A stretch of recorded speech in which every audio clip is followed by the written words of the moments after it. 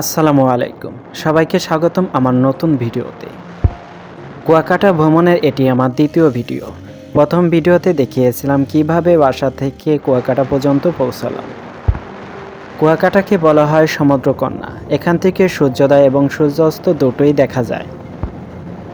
সকাল 5:30টায় বেরিয়ে পড়লাম সূর্যোদয় দেখার জন্য। আমাদের সাথে ছিলেন জামাল ভাই। তাকে আগের রাত্রে বলে রেখেছিলাম আমরা সকালে সূর্যোদয় দেখতে যাব। সেই অনুযায়ী তার সাথে দামদরও চুকিয়ে রেখেছিলাম। সকাল সকাল বাইক নিয়ে হাজির হলেন জামাল ভাই। জামাল ভাই খুবই আন্তরিক লোক। তিনি আমাদের সবগুলো পয়েন্ট ঘুরিয়ে দেখিয়েছেন এবং টুকিটাকি ইনফরমেশনও দিয়েছেন। ভোর 5টার দিকে আমাদের নিয়ে গেলেন সূর্যোদয় পয়েন্টের দিকে। সবাই সূর্যোদয় পয়েন্টের দিকে হাজির হলাম। আমাদের আগে অনেকে এসে হাজির হয়েছেন সেই সূর্যোদয় দেখার জন্য। একটু পরে হাজির হলো সেই মহেন্দ্রক্ষণ। পূর্ব আকাশে উদিত হলো বিশাল আকার লাল সূর্য। দেখে যেন মনে হচ্ছিল কোনো লাল দানব উদিত হচ্ছে পূর্ব আকাশে। আমরা কিছু ছবি তুলছিলাম সূর্যের সাথে। আমাদের বাইকার জামাল ভাই তিনি অত্যন্ত ভালো ক্যামেরাম্যানও বটেই। তিনি আমাদের কিছু ছবি তুলে দিচ্ছিলেন, সাথে ভিডিও করে দিচ্ছিলেন। আমরা কিছু ভিডিও করে নিলাম জামাল ভাইয়ের মাধ্যমে। পাশাপাশি ভিডিও করছিলাম সূর্যের কিছু স্থিরচিত্র। আশেপাশের দৃশ্যগুলো ছিল খুবই মনোমুগ্ধকর। সেখানে ছিল একটি দোলনা বিছানো। আমরা দোলনায় বসে কিছু ছবি তুলে নিচ্ছিলাম।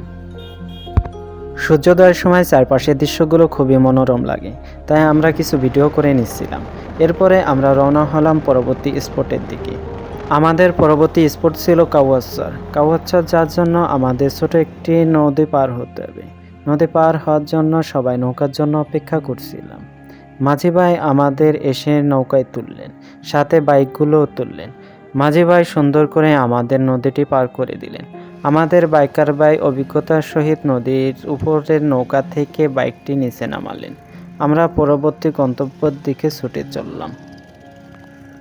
আমাদের পরবর্তী স্পট কাওয়াচ্চার এসে দেখলাম প্রকৃতির এক বিষম রূপ। সম্প্রতি ঘটে যাওয়া ঘূর্ণিঝড় রুমেলের তাণ্ডবে নাকি এসব গাছপালা ভেঙে চুরে চুরমার হয়ে গিয়েছে। এই অবস্থা দেখে খুবই করুণ মনে হচ্ছিল পরিবেশকে। আমরা এখানে কিছু ছবি এবং ভিডিও করে নিচ্ছিলাম। পরবর্তী স্পট ছিল অতিথি পাখি দেখা। সেখানে আমরা কিছু অতিথি পাখি দেখতে পেলাম সাগরের পাড়ে। সেগুলো এদিক সেদিক ছোটাছুটি করছি। আমাদের পরবর্তী স্পট ছিল লাল কাঁকড়ার দ্বীপ। সেখানে গিয়ে অনেক খোঁজাখুঁজি করে আমরা একটি মাত্র লাল কাঁকড়া পেলাম। এখানে সচরাচর লাল কাঁকড়া দেখতে পাওয়া যায় না। শীতকালে এরা সাধারণত পরিবেশের বাইরে আসতে চায় না। এরা গর্ত করে গর্তের মধ্যে লুকিয়ে থাকে। লাল কাঁকড়ার দ্বীপ দেখা শেষে সাগরের পাশ ঘেঁষে এবং ঝাউবন দেখতে দেখতে আমরা এগোচ্ছিলাম আমাদের পরবর্তী স্পটের দিকে। আমাদের পরবর্তী স্পট ছিল মিনি সুইজারল্যান্ড। জায়গাটি নাকি দেখতে সুইজারল্যান্ডের মতোই। আমাদের ড্রাইভার ভাই নিয়ে গেলেন সেই মিনি সুইজারল্যান্ডের দিকে। আমাদের আগেও দু একটি গাড়িতে করে অনেকেই দেখতে এসেছেন এই মিনি সুইজারল্যান্ড। জায়গাটি দেখতে আসলে সুইজারল্যান্ডের মতো কিনা আদৌ আমি জানি না, তবে এই দৃশ্যগুলো ছিল অসাধারণ মনোমুগ্ধকর এবং যে কেউ দেখলে এর প্রেমে পড়ে যাবে। আশেপাশে বোধহয় স্থানীয় লোকজন ধান রোপণ করে থাকেন। এসব অঞ্চলে নাকি বছরে মাত্র একবার ধান চাষ করা যায়। মিনি সুইজারল্যান্ড দেখা শেষ করে আমরা আবারও এগোতে থাকলাম আমাদের পরবর্তী স্পটের দিকে। ঝাউবন এবং সমুদ্রের পাড়ে জেলেদের জাল বিছানো দেখতে আমাদের খুবই মনোমুগ্ধকর লাগছিল। আমরা পরবর্তী স্পট দেখার জন্য স্থানীয় গ্রামের ভিতর দিয়ে যাচ্ছিলাম। পাশে ছিল ছোট ছোট খাল এবং খড়ের পালা এবং স্থানীয় রাস্তাগুলো ছিল খুবই চমৎকার এবং পরিষ্কার পরিচ্ছন্ন। আমরা পরবর্তী স্পট রাখাইন জাদুঘরের দিকে ঢুকলাম। এখানে বেশ কিছু রাখাইন সম্প্রদায়ের মানুষের বসবাস রয়েছে। আমরা রাখাইনদের একটি মন্দিরে প্রবেশ করলাম। এখানে তাদের একটি দেবীর মূর্তি দেখতে পেলাম। পাশেই ছিল কুয়াকাটা সেই বিখ্যাত কুয়া, যেখানে পানি নিতে আসতো স্থানীয় হাজার হাজার লোকজন। এখানে কুয়ার পানি নাকি কিছুটা মিষ্টি স্বাদের। সমুদ্রের ঝিনুক দিয়ে তৈরি করা বিভিন্ন কারুকাজ করা জিনিসপত্র দেখতে পেলাম। পাশে দেখতে পেলাম তাঁতের তৈরি বিভিন্ন ধরনের বস্ত্র। এখানে নাকি এখনও তাঁতে করে বিভিন্ন ধরনের কাপড় তৈরি করা হয়। প্রাচীনকাল থেকে বাংলায় তাঁতের খুব কদর ছিল। স্থানীয় রাখাইন সম্প্রদায়ের লোকেরা এখনও সেই ঐতিহ্য ধরে রেখেছে। তারা এখনও তাতে করে বিভিন্ন ধরনের কাপড়-চোপড় তৈরি করে এবং সেগুলো স্থানীয় বাজারগুলোতে বিক্রি করে থাকে। পাশেই ছিল বিভিন্ন ধরনের কারুকাজ খচিত বিভিন্ন কসমেটিক পণ্য এবং কাঠের তৈরি হস্তশিল্প। এই সেই বিখ্যাত নৌকাটি।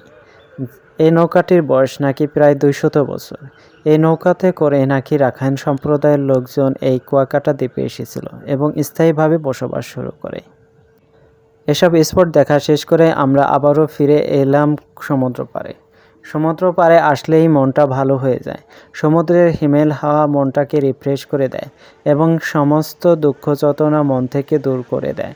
সমুদ্র পাড় দেখতে দেখতে আমরা সামনে এগোচ্ছিলাম। সামনে দেখতে পেলাম সাদা বগের পাল। এরা সমুদ্রের পাড়ে ছোট ছোট মাছ শিকার করে খেতে থাকে। সমুদ্র পাড়ে এসব দৃশ্য দেখলে মন ভালো হয়ে যায়। ইচ্ছে করে এখানে স্থায়ীভাবে বসবাস করা শুরু করে দেয়। তবে এখানে জীবনযাপন মোটেও সহজ নয়। আমাদের পরবর্তী স্পট ছিল লেবুর চর। লেবুর চর জায়গাটি অত্যন্ত সুন্দর। এখানের কিছু গাছপালা দেখতে লেবু গাছের মতো, হয়তো সেখান থেকে এর নামকরণ করা হয়েছে লেবুর চর। মানুষের মনে দুঃখ কষ্ট থাকবেই। কুয়াকাটা সমুদ্র সৈকত এমন একটা জায়গা যেখানে গেলে আপনার মনের সমস্ত দুঃখ কষ্ট দূর হয়ে যাবে। কারণ এর এক পাশে রয়েছে বিস্তীর্ণ সবুজ প্রকৃতি এবং অন্য পাশে রয়েছে সমুদ্রকন্যা কুয়াকাটা। কুয়াকাটার ভ্রমণ এখানেই সমাপ্ত। সবাইকে ধন্যবাদ ভিডিওটি দেখার জন্য। আল্লাহ হাফিজ। ভালো লাগলে ভিডিওটি লাইক ও কমেন্ট করে দিন।